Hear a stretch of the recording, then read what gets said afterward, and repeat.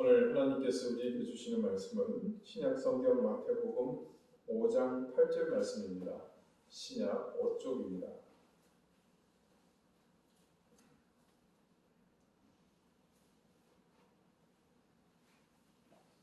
마태복음 5장 8절 말씀을 제가 읽겠습니다. 이제 다 같이 자리에서 일어나 하나님의 말씀을 경청하십시오. 마음이 청결한 자는 복이 있나니 그들이 하나님을 볼 것이며. 아멘. 자리에 앉으시기 바랍니다. 하나님께서 이 말씀으로 우리에게 은혜 주시기를 원합니다. 하나님을 볼 것이며 라는 제목으로 하나님의 말씀을 여러분에게 전합니다. 신은 존재하는가? 이 질문은 지금까지 이어지고 있는 인류 역사의 가장 오래되고 역사와 전통을 자랑하는 질문 중 하나일 겁니다. 이 질문에 이미 대답이 나왔다고 생각하는 사람들이 있습니다. 물론 그들은 무신론자입니다. 과거에 신이 있어서 신이 행한 일로 믿어졌던 현상들 대부분은 이미 과학으로 설명되었으며 아직 설명하지 못하는 부분들도 결국 시간에 따라 모두 해명될 것이다.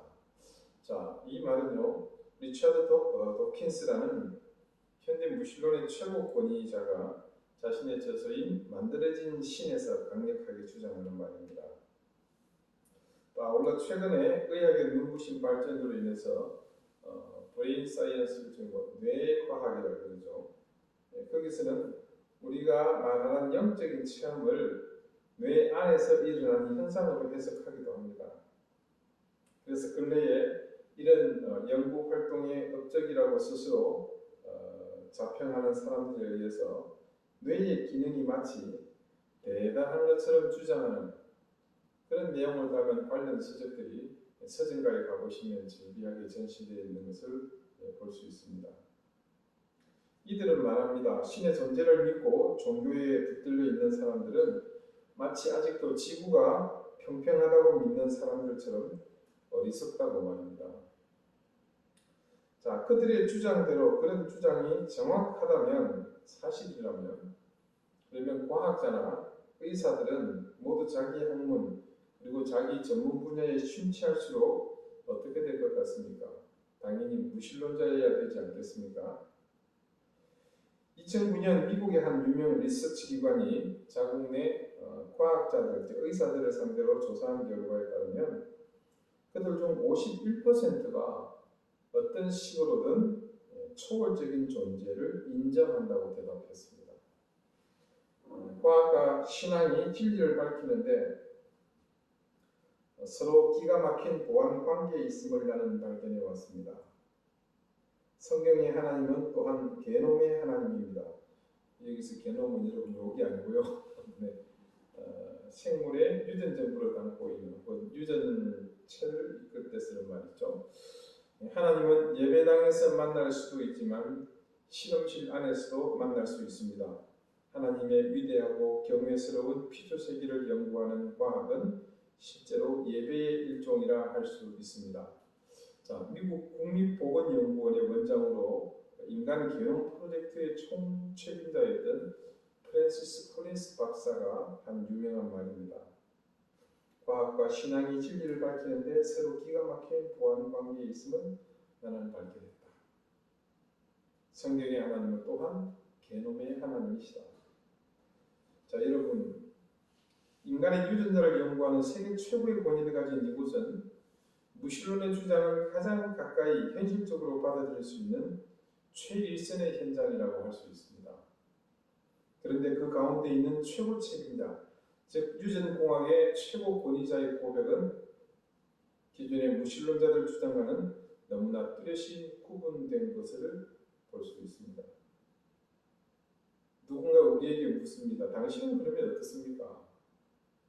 신이 과연 존재하기는 하는 겁니까? 라고 묻는 분들이 있다면 우리는 적어도 우리에게만큼은 그 질문이 우문이다 이렇게 말할 수 있을 겁니다. 그런데 질문을 조금 달리 해봅시다. 여러분은 무엇을 믿습니까? 우리가 지금 이 새해를 시작하면서 지난 과거 우리가 믿었던 허상에 대한 자각에서 시작한 이 움직임에 발맞춰 볼 때 이 질문은 신이 존재하는가라는 이 질문은요, 반드시 짚고 넘어가야 할 중요한 질문임을 우리가 알 수 있습니다. 신의 존재를 믿느냐고 묻는 사람에게 그것이 우문이라는 것을 알려줄 만한 근거가 과연 우리에게 있었던가 한번 생각해 보자는 겁니다. 우리의 올바르지 못한 신앙의 모습은 누군가에게는 신의 존재를 인정하지 않는 모습으로 비칠 수 있기 때문입니다. 우리가 도대체 무엇을 믿고 있었던가 우리에게 질문을 던졌을 때 스스로 허구 속에서 제대로 된 신앙을 갖지 못한 것과 무신론자들의 사고가 과연 무엇이 다를 게 있었겠습니까? 한 걸음 물러서서 신이 존재한다는 사실을 인정하는 것만으로 온전한 믿음이라고 할 수 있겠습니까? 자, 우리가 두 전에 야고보서를 함께 봤을 때 이런 말씀이 있었죠. 야고보서 2장 19절 말씀입니다. 네가 하나님은 한 분이신 줄을 믿느냐? 잘하는도다. 그 다음에 뭐라고 그랬죠? 귀신들도 알고 떠느니라. 네. 예수님의 동생이었던, 그러니까 하나님의 아들을 자신의 형님으로 두었던, 또 엄연히 말하자면 하나님이셨던 예수님을 직접 경험하고 만났던 야고보가 그 시대의 그리스도인들에게 던진 이 말을 오늘 이 서두의 상황에서 우리에게 적용해 본다면 과연 어떻겠습니까? 요즘 아이들 표현대로 정말로 뼈 때리는 말이 아닐 수 없습니다. 귀신들은 신의 존재를 인정합니다마는 믿는다고는 할 수 없습니다. 신을 믿는다는 것은 신의 존재를 믿는 것에서 한 걸음 더 나아가 그 신을 의지하고 사랑하는 것을 포함할 때를 말합니다. 왜 그런 말이 있지 않습니까? 믿음은 명사가 아니고 동사다. 우리가 믿었다고 생각했던 모든 것들이 사실은 그냥 명사였다면 우리는 우리의 머리로 인식했다는 것이고, 다른 말로 거기까지, 즉 아는 것까지였다는 의미가 됩니다. 자, 우리나라에서는 좀 많이 생경한 서구권에 있는 독특한 한 결혼 문화가 있습니다. 소위 혼전계약서라고 불리는 것으로서요, 결혼을 앞둔 두 남녀가 당사자끼리 작성하는 일종의 결혼계약서입니다. 그 계약의 내용은 만약에 이혼을 하게 되면 재산 분할을 어떻게 할 것이고 자녀 문제는 어떻게 할 것이고 이런 것들을 미리 정하는 부부 간의 상호계약입니다. 결혼을 일륜지 대사라고 생각하는 우리에게 이게 무슨 거짓 깽깽이 같은 소린가 싶지만요, 요즘처럼 이혼 소송이 난무하는 시대에는 이것도 한번 도입해 볼 만한 것이 아닌가 싶은 그런 참 씁쓸한 생각도 듭니다. 그러나 우리 사고에서 보면 정말 서구식 사고고 나라고밖에 생각할 수 없는 그런 제도입니다. 자, 결혼을 앞둔 사람에게 미리 헤어질 것을 대비하고 뭔가를 쓴다. 밤하늘에 별도 달도 다 따주겠다라는 우리나라의 청춘 남녀들의 애정 전선에서 볼 때 자신에게 전부를 걸지 않는 그 상대방에게 과연 내 남은 인생을 의지하고 건다? 그거는 기대하기 어려운 일이죠. 자, 느닷없이 왜 이런 말씀을 드리냐면, 여러분 하나님의 말씀의 성경에는요, 하나님과 우리를 부부의 관계로 비유할 때가 참 많습니다. 그리고 그거는 이스라엘과의 관계에서 그렇게 적용을 하시죠. 어린 양의 신부된 우리, 하나님의 신부. 그런 방정 중에 하나가 바로 하나님이 이스라엘과의 부부 관계를 말할 때 그들을 아는 것에 대해서 사용한 특별한 단어가 있죠. 그것은 야다입니다. 여러분, 야다는 제가 몇 번 얘기해서 기억하실 겁니다. 안다는 뜻인데 그 알의 정도가 어떤 것인지 기억나시겠죠? 부부가 침실에서 은밀하게 서로만 알 수 있는 그 내용을 알 때 그걸 야다라고 합니다. 그만큼 우리가 하나님을 믿는다는 것은 이런 야다를 통해 하나님과 가까워지는 것, 즉 하나님과의 친밀한 관계로 나가는 것임을 증거하는 겁니다. 그렇다면 우리가 하나님을 아는 것과 그분을 믿는 것에 있어서 분명한 차이가 존재하는 모습은 하나님을 진정한 우리의 영적인 배우자로 신뢰하지 못하고 있는 것이나 다름없지 않겠습니까? 자, 그래서 하나님은 우리에게 영적 간음을 늘 얘기하셨던 겁니다. 그런데 이 대목에서 썩 신앙이 좋지 못한 분들은 이런 이의를 제기하는 사람들이 있습니다. 나는 하나님을 실제로 본 적이 없습니다. 내가 배우자로서 그분과 부부의 관계처럼 친밀함으로 다가가고 싶은데 도무지 그분을 볼 길이 없지 않습니까? 한마디로 하나님을 보여달라는 요구입니다. 자, 여러분, 우리 새해에 우리가 지금 내걸고 있는 우리의 목표와 상당히 뭔가 밀접한 그런 질문이 아닐 수 없죠. 자, 언젠가 한 책에서 이런 내용의 이야기를 제가 본 적이 있습니다. 예수님이 공생애를 살고 계셨던 그 시대에 비디오 카메라가 있었다면 얼마나 좋았을까. 자, 이 책이 1990년도 중반에 나온 거거든요. 그러니까 비디오 카메라라는 용어를 썼는데 아마 근래에 썼다면 핸드폰이 있었으면 얼마나 좋았을까 그렇게 얘기했겠죠. 네. 아무튼 이유인즉 왜 그러느냐. 이유는 간단합니다. 하나님이 어디 있느냐고 묻는 사람에게 이걸 찍은 영상을 보여주면 얼마나 좋겠냐는 겁니다. 전도하는데 예수님이 물리를 걸어오시거나 오병이어의 기적을 베푸는 영상 하나 딱 보여주면 상황 끝. 이렇게 되지 않겠냐는 말입니다. 사실 일리 있는 말입니다. 요즘같이 영상을 주로 사용하는 시대에 사실 우리가 하나님의 존재에 대해서 입으로 글로 아무리 설명해도 영상 한 편 보여주는 것만 못하지 않겠습니까?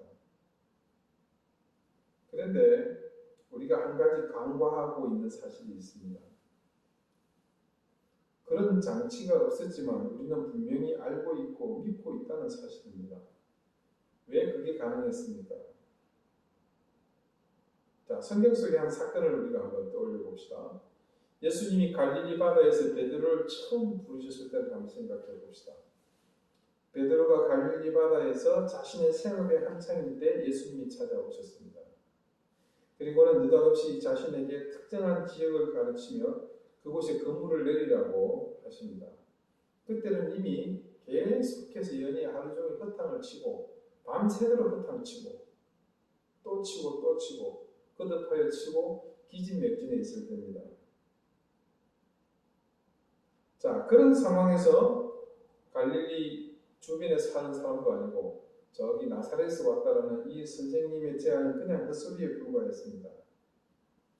어찌 보면 지금 그 상황은 예수님께서 실패한 그들을 위로하고 격려하실 그런 타이밍이지 무슨 작업 지시를 할 상황은 아닙니다.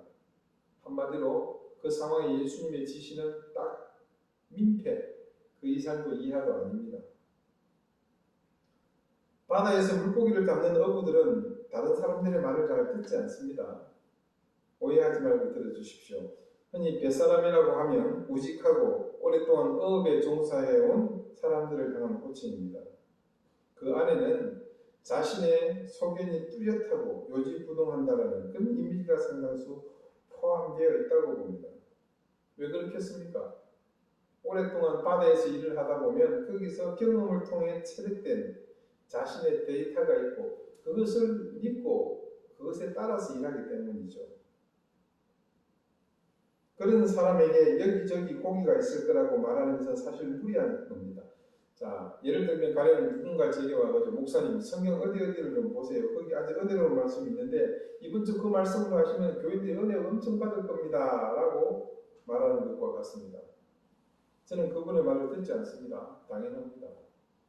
그러나 혹시 제가 졸업한 신학대학의 은사님이나 아니면 제가 평소 존경하는 어른 목사님이 오셔서 그렇게 말하면 그건 또 다른 문제입니다. 자, 다시 사건 속으로 들어가 봅시다. 사실 그 상황은 예수님이 뱃사람들에게 한 대 맞지 않은 것만 해도 다행한 일입니다. 그런데 베드로는 그 말에 토달지 않고 순종했고 그물을 다시 재정비해서 던집니다. 그렇게 주님의 말씀을 따른 결과는 놀라웠습니다. 거의 기적과 같은 일이 일어났습니다. 이때 그런 놀라운 경험을 한 뒤 베드로가 주님을 보고 한 말이 있습니다. 자, 누가복음 5장에 기록된 이 부분을 제가 잠깐 읽어드리겠습니다. 누가복음 5장 4절부터 8절입니다. 말씀을 마치시고 시몬에게 이르시되 깊은 데로 가서 그물을 내려 고기를 잡으라. 시몬이 대답하여 이르되 선생님, 우리들이 밤이 새도록 수고하였을 때 잡은 것이 없지만은 말씀에 의지하여 내가 그물을 내리리다 하고, 그렇게 하니 고기를 잡은 것이 심이 많아 그물이 찢어지는지라. 이에 다른 배에 있는 동무들에게 손짓하여 와서 도와달라 하니 그들이 와서 두 배의 체험에 잠기게 되었더라.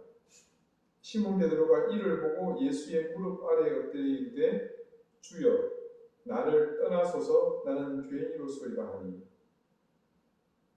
자, 예수님의 말씀과 그 결과를 경험한 베드로는 자신이 하나님을 보았다는 그 사실을 순간 깨달았습니다.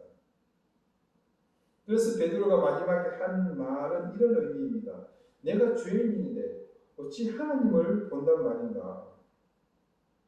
자, 이것은 유대인이라면 누구나 정확하게 알고 있는 내용입니다. 뭡니까? 그들이 죄를 짓고 하나님을 만나면 죽는다는 거죠. 사실 그날 그 바닷가에 베드로만 있었습니까? 아닙니다. 베드로가 분명 다른 배에 있는 동무들에게 손짓했고 또 자기의 배에도 사람들이 있었습니다. 그들은 모두 와서 도우면서 그물이 찢어지는 이 놀라운 광경을 함께 보았습니다. 그들도 모두 예외 없이 베드로처럼 주님의 말씀과 놀라운 능력을 보았습니다. 어떻습니까? 그때 그 광경을 목격한 사람 모두가 베드로처럼 주님의 뒤를 따랐습니까? 베드로를 제외한 나머지는 주님을 따랐다는 기록이 없습니다. 물론 일부 따랐을 수도 있었겠죠. 그렇지만 말씀은 그 사실을 기록하고 있지 않습니다. 어쩌면 이들 중에는 이 장면을 목격했음에도 불구하고 평생 하나님이 어디 있느냐고 외치는 사람도 있었을 것입니다. 문제는 자신을 드러내 보여주지 않는 하나님께 있는 것이 아니라 자신이 보고 싶은 것만, 믿고 싶은 것만 믿는 사람에게 있었습니다. 자신이 정한 그것밖에는 볼 줄 모르는 우리의 마음으로는 하나님을 볼 수 없습니다. 오늘 본문은 산상수훈 중 팔복에서 6번째 해당하는 말입니다. 마음이 청결한 자는 복이 있나니 그들이 하나님을 볼 것이며. 자, 여러분, 놀랍게도 말씀은 이미 오래전 우리가 하나님을 볼 수 있는 여지에 대해서 이미 예수님의 말씀을 통해 이렇게 제시되어 있었습니다. 자, 여러분, 예배 전에 기원에서 말씀을 드렸습니다만 하나님은 영이십니다. 그래서 그분을 육안으로 보는 것은 불가능합니다. 따라서 영이신 하나님은 우리의 오감을 통해 보고 듣고 느낀 것을 마음으로 깨달음을 통해 보아야 하는 그런 대상이십니다. 그래서 우리의 마음이 청결해야만 그분을 볼 수 있습니다. 우리 속에 여러 가지 욕망에 의해 채워진 생각들이 혼재한다면 결코 하나님을 볼 수 없습니다. 자, 여기서 마음이 청결하다는 말은 깨끗한 상태, 즉 우리 내면에 다른 혼재된 생각 없이 오로지 하나님을 향해서 겸손히 겸비함으로 집중하는 그런 상태를 말합니다. 이게 원문에 있는 원문과 가까운 번역입니다. 그렇게 하나님을 향해 내가 정결한 마음으로 집중하게 되면 그때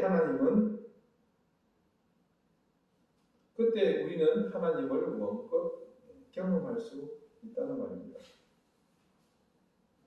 자, 성경 말씀은 이외에도 우리에게 마음을 다해 하나님께 집중하면 하나님의 존재가 느껴지는 길을 소개하고 있습니다. 자, 제일 먼저는요, 창조 세계를 통해서 하나님을 만날 수 있습니다. 여러분, 세계적인 거장들이 있죠. 화가나 건축가들. 우리가 그들의 생전에 본 적이 없습니다. 예, 피카소나 또 밀레나 마네, 또 뭐 고고 이런 사람들 생전에 본 적이 없죠. 근데 우리는 그들을 압니다. 어떻게 합니까? 그들이 남긴 작품을 통해서 알지 않습니까? 가령 피카소의 그림에는 피카소가 나타나지 않습니다. 그러나 그 작품을 제대로 보게 되면 그곳에 피카소의 사인이 있죠. 그게 보이는 겁니다. 우리가 사는 이 우주는 하나님의 작품입니다. 눈에 보이지 않는 미시한 미생물부터 시작해서 거대한 행성에 이르기까지 모든 것이 하나님의 작품입니다. 그 창조물을 자세히 들여다보면 그래서 그 가운데 하나님의 사인이 들어있는 것을 알게 됩니다. 로마서 1장이 이렇게 증거합니다. 창세로부터 그의 보이지 아니하는 것들 곧 그의 영원하신 능력과 신성이 그가 만드신 만물에 분명히 보여 알려졌나니 그러므로 그들이 핑계하지 못할지니라. 자, 로마서 1장 20절의 말씀인데요. 우리는 이처럼 피조 세계를 통해 그것을 만드신 하나님을 볼 수 있습니다. 두 번째는 성경 말씀을 통해서 하나님을 만나는 길이 있습니다. 자, 성경은 두 가지의 방식으로 우리에게 하나님의 존재를 증명합니다. 첫째는 하나님께서 과거 역사 현장 속에서 구체적으로 일하셨다는 그 역사하셨다는 사실입니다. 여러분, 우리는 성경 속에서 많은 인물들의 업적을 만나지 않습니까? 그들의 업적들이 기록된 내용들의 핵심은 뭡니까? 하나님과 관계된 일들이잖아요. 그들이 뭐 특별한 사람들이 아닙니다. 또 이상한 기록들을 볼 때 정신병자라서 그런 게 아닙니다. 왜 그랬습니까? 하나님을 그들이 직접 만나고 체험했기 때문에 그때 역사하신 하나님 때문에 그들이 느끼고 행한 행위들이 그대로 기록이 되어 있는 것이죠. 그리고 또 한 가지는 겸손하게 하나님을 향해 겸비하는 사람에게 지금도 그때처럼 역사하고 계신다는 사실을 보여주는 겁니다. 그래서 하나님을 만나고자 하는 간절한 마음으로 성경 말씀을 대하는 사람들은 예외 없이 하나님을 만난 거라고 고백합니다. 세 번째, 하나님은 자신의 아들 예수 그리스도를 통해서 우리에게 자신을 보여주십니다. 예수님께서 이 땅에 오셨을 때에 벌써 한 달이 다 돼가네요. 한 달이 됐네요. 그분이 곧 자신임을 드러내는 이름을 주셨죠. 뭡니까? 임마누엘. 하나님께서 우리와 함께 하신다. 자, 그 하나님께서 육신을 입고 이 땅에 오셨죠. 우리 가운데 오셨습니까? 오셨습니다. 누구십니까? 예수 그리스도시잖아요. 자, 빌립아, 내가 이렇게 오래 너희와 함께 있으되 네가 나를 알지 못하느냐? 나를 본 자는 아버지를 보았거늘 어찌하여 아버지를 보이라 하느냐? 내가 아버지 안에 거하고 아버지는 내 안에 계시면서 네가 믿지 아니하느냐? 자, 여기서 알다는 것은 경험하여 아는 것을 말하면서 또 본다는 것은 눈으로 보는 것보다도 마음으로 보는 것을 의미합니다. 그래서 이 제자들이 보고 들은 것 그리고 예수님을 따라다니는 그 동안에 보고 경험한 모든 것은 즉 뭐다? 현존하시는 능력 바로 하나님이었던 것이죠. 그리고 성경 말씀은 그런 예수님의 행적을 우리에게 분명하게 증언하므로 그분을 통해 하나님이 우리에게 오셨음을 분명하게 보여주셨습니다. 자, 만약에 여러분이 복음서의 말씀을 읽으면서도 예수님이 하나님 되심을 믿지 못한다면 그 말씀을 다시 읽으셔야 합니다. 대신 그때는 자신의 마음 가운데 있는 선입견을 버리고 순전하고 겸손한 마음, 거기에 더해서 사모하는 마음을 읽으면 분명 그 예수님을 통해 하나님을 볼 수 있습니다. 자, 여기까지가 성경이 전도하고 있는 것이고요. 거기에 한 가지 더해서 이 시대 속에서 하나님은 예수님께서 부활하시고 성천하신 뒤에 믿음의 사람들을 통해 그리고 그 사람들이 모인 교회 공동체를 통해 하나님을 보여주십니다. 이것은 바로 우리가 서로에게 지금 하나님을 보여주고 살고 있다는 그 말을 의미하는 겁니다. 우리가 하나님을 서로에게 보여준다. 굉장히 많이 신경하시죠. 사실 뭐 이거는 저뿐만 아니라 많은 사람들의 생각인데, 그러나 생각해 봅시다. 우리가 언제 하나님을 보여주었나? 또 그래서 만났나? 그러면 이 질문에 한번 대답해 봅시다. 여러분은 지금껏 자신의 능력으로 살아왔다고 생각하십니까? 아니면 그냥 운이 좋아서 그렇다고 생각하십니까? 자, 여러분, 나는 아니라고 부인하고 싶지만 그럴 수 없는 사실이 분명히 우리에게 존재하고 있죠. 중병에 걸려서 도저히 가망이 없었던 상황에서 기적처럼 나은 사람들이 우리 주변에 많이 있습니다. 사망이 가로막혀서 탈출구가 없는 절망적인 상황에서 기적적으로 길이 열리는 경험을 한 사람들이 있습니다. 인생이 꼬일대로 꼬여서 자포자기하며 깊은 수렁에 빠져 있을 때 신비로운 손길에 이끌려서 그 수렁에서 헤쳐나온 분들이 있습니다. 그런데 그뿐이겠습니까? 간절히 기도하는 가운데 깊은 묵상 중에 말씀을 읽다가 느닷없이 그렇게 하나님을 체험한 사람은 또 얼마나 많습니까? 그렇게 우리 의지와 상관없이 저와 여러분의 인생 가운데서 우리에게 하나님은 수없이 자신을 보여주셨고, 그래서 그렇게 서로가 만났던 하나님을 우리는 간접적으로 경험하게 되므로 그 하나님을 함께 만나왔던 겁니다. 사랑하는 교우 여러분, 우리가 무엇을 믿었던가? 우리를 스스로 자책하는 이 질문을 던지게 된 근본에 우리 가운데 역사하신 하나님을 제대로 만나지 못한 것이 정말 중요한 이유로 자리 잡고 있음을 깨달으십시다.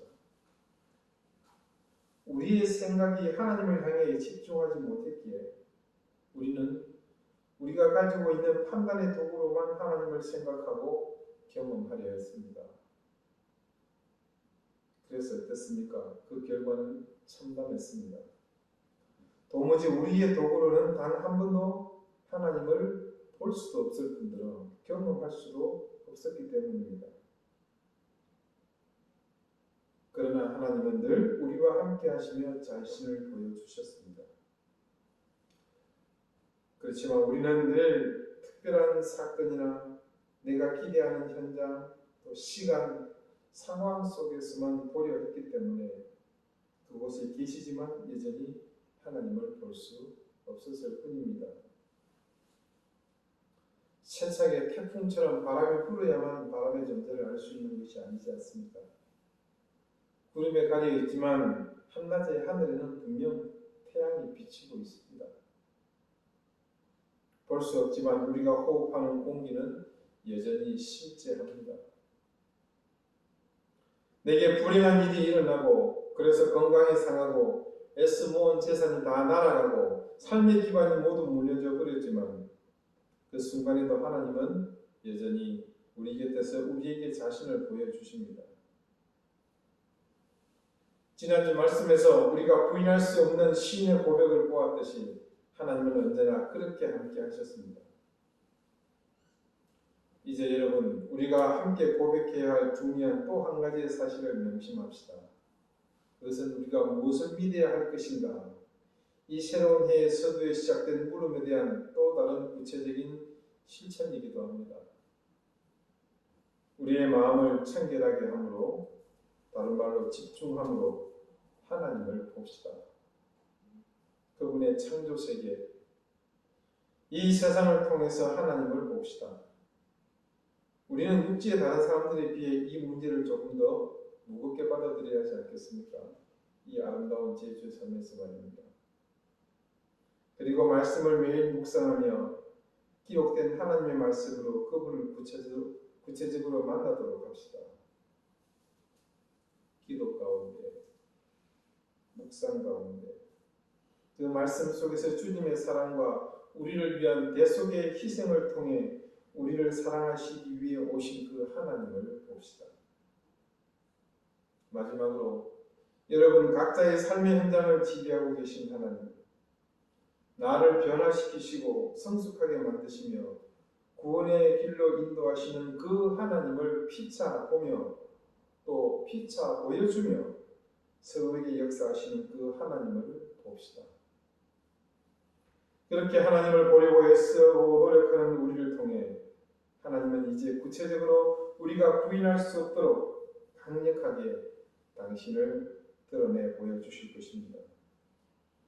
그렇게 함으로 우리는 이 새해에 우리에게 나타나신 그 하나님을 바라봄으로 무엇을 믿을 것인지 분명하게 확신하게 될 것이고, 그런 우리를 통해 현존하고 있는 이 위기는 새로운 기회로 분명 도약하는 계기가 될 것입니다. 기도드리시겠습니다. 오늘도 여러 가지 모습으로 우리에게 자신을 보여주시는 하나님, 내가 가진 도구로 보려고 할 때 하나님은 어디에도 계시지 않았습니다. 이제 우리의 헛된 욕망으로 만들어진 모든 도구는 내려놓게 하시고 오늘 말씀을 통해 깨닫게 하셨듯이 하나님 만드신 피조세계를 통해 성경 말씀을 통해 그 말씀 속에서 우리에게 보여주신 예수 그리스도의 삶을 통해 그리고 우리 가운데 각자의 인생을 붙들고 계신 다양한 모습으로 역사하시는 그 하나님을 구체적으로 보게 해 주십시오.